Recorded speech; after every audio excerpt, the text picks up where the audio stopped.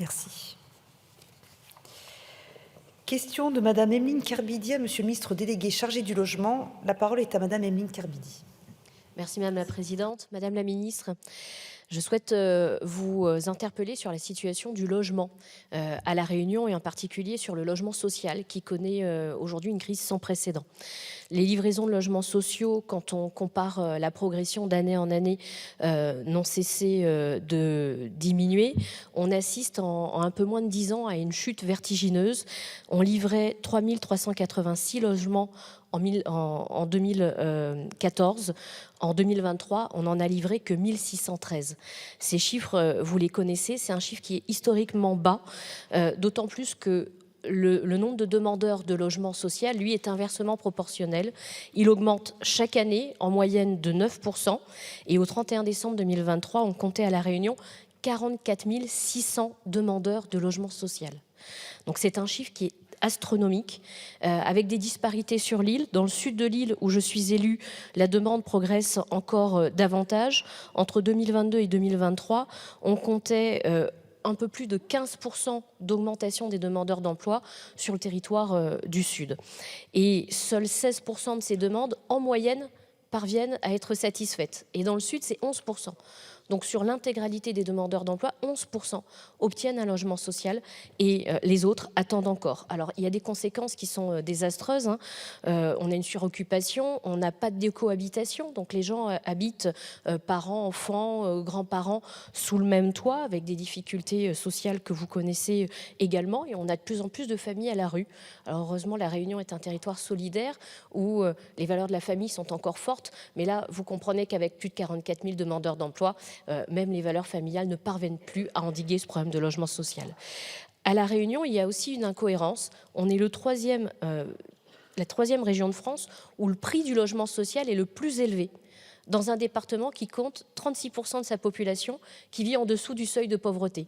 Vous admettrez que c'est quand même particulièrement incohérent, c'est plutôt l'inverse qu'on attendait.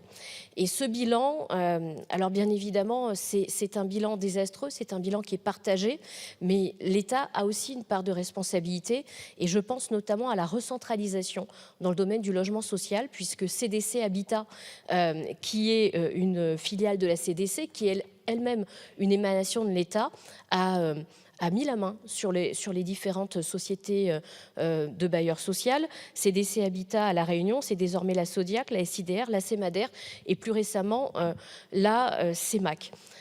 On assiste à une recentralisation. On aurait pu penser que ça aurait amené une amélioration, et c'est tout le contraire, puisque quand les collectivités avaient la main sur les sociétés de logement social, eh bien, on sortait plus de logement social à La Réunion. Et certains avaient alerté déjà sur ce risque de recentralisation, puisqu'à La Réunion, on connaît bien les situations de monopole et d'oligopole, et elles n'ont jamais rien apporté de bon. Et là, on se trouve dans une situation sur le logement social à La Réunion, où on a finalement deux grands bailleurs qui se partagent le marché, et un marché qui n'a jamais été aussi à la peine qu'il l'est aujourd'hui.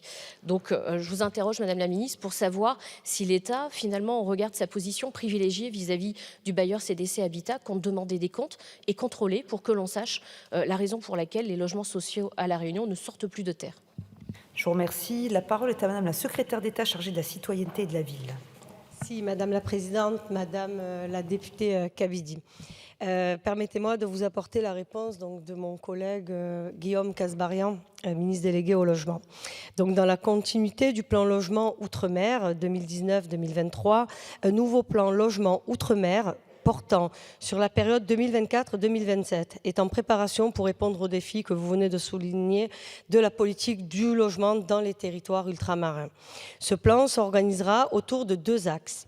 Un axe territorial qui sera défini par les préfets des départements et régions d'outre-mer en fonction des besoins propres de chaque territoire. Le plan territorial vise en effet à élaborer une stratégie et à définir dans chaque territoire pour les 4 prochaines années les priorités d'action en termes de logement au regard de ces enjeux spécifiques. La construction et la réhabilitation des logements locatifs, qu'il s'agisse du parc public ou du parc privé, l'accession sociale, l'adaptation aux évolutions du climat, au vieillissement de la population, les structures d'hébergement et ou de logement accompagné pour les personnes âgées, jeunes, étudiants et publics précaires, vise le développement et l'utilisation des matériaux de construction locaux.